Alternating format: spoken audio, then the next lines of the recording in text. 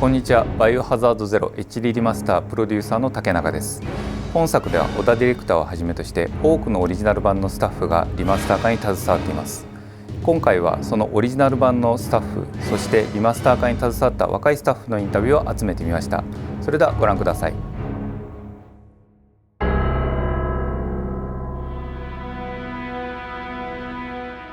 シリーズのナンバリングを最高のクオリティで作るという一つの大きな目標に向かって、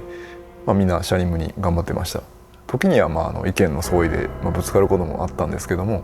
向かう先は同じという気持ちがどっかにあったんでしょうね。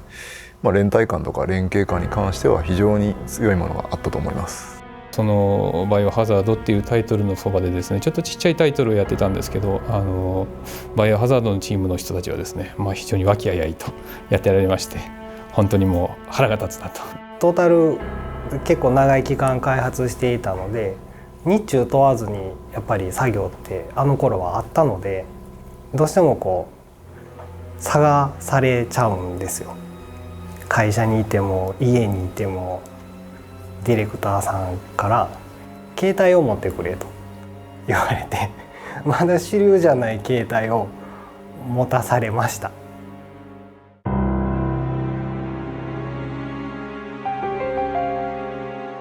当時のリアルタイムではなくてカメラが固定で、その中の情報量を詰め込めるっていうメリットを生かしまして、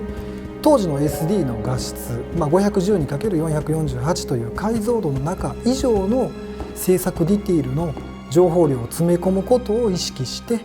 2002年当時のビジュアルの最高水準を目指しました。主人公に対して2体噛みつくっていうのを今回ゼロでは入れたんですけど、もっとゾンビを怖い立ち位置に持っていきたいなっていうのがありました。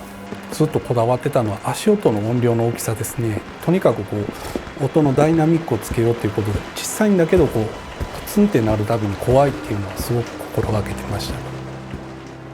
た。2人の主人公をやっぱり同時に操るところでしょう。サブプレイヤーを追従させるだけではなくて、右スティックでメインに並走させてクリーチャーに対して集中砲火を浴びせたり、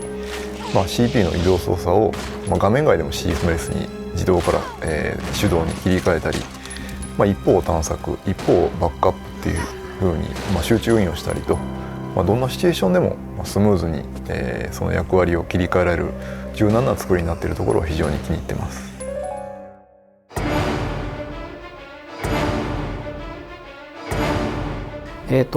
バイオハザードゼロに関しては結構背景が動くところが多くて、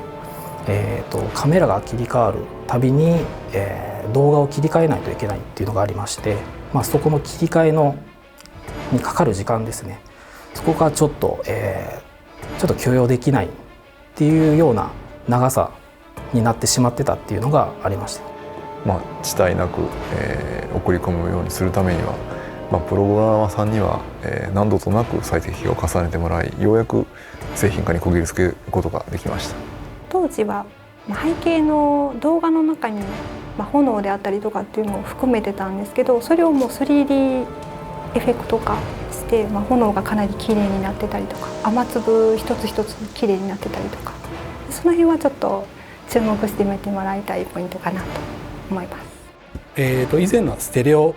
だけでしかならなかったんですけど、今回 5.1 チャンネルになって、ゾンビが後ろから来れば必ず後ろからゾンビの声が鳴ったりとか、環境音が雨の音が後ろからも鳴ってたりとか、そういうところがやっぱり聞きどころかなと思いますね。バイオゼロの世界観の中で、ウエスカーの力を存分に使って楽しむモードです。いろんなところに向かって自由にダッシュができる特殊な操作と、小説版の中で T ウイルスを操れるという設定を見つけまして、そこを元に弾のリソースの消費なしで攻撃をできるっていう操作が入っています。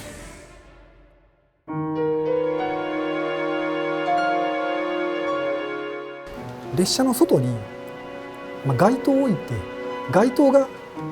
通り過ぎるたびに車内に光が差し込むということでダイナミックな動きが取れるんじゃないかということで、そういうライトの演出を入れたんですけども、今考えると、だいたい100キロで走ってるとして、50メーターに1度ぐらいの間隔で、光が通り過ぎるんですけど、そんな都会を走ってたのかと。ヒルっていう、キャラが割とキーになってると思うんですけど、ぐちゃぐちゃっていう音なんですけど、僕が自宅で撮ったハンバーグを作る音が全部元になってるんですよね。お祓いにみんなで行きました。みんなが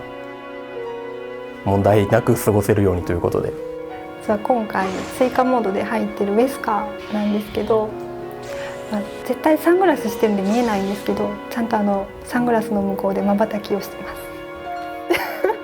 す拾うタイミングでは無敵時間っていうものが発生しているので、強敵ボス戦なんかでどうしても勝てないっていう時は足元にアイテムを置いて拾うを繰り返すとノーダメージで戦える。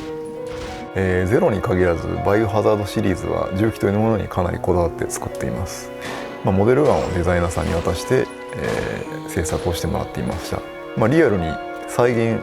するあまりモデルガンにしかない刻印や、ガス注入口までも作ってしまって、途中まで、周囲も気づかずに、実装していました。あのままもし発売されていたらビリーもレベッカもモデルガンでゾンビに立ち向かっていただくことになるんでしょうね。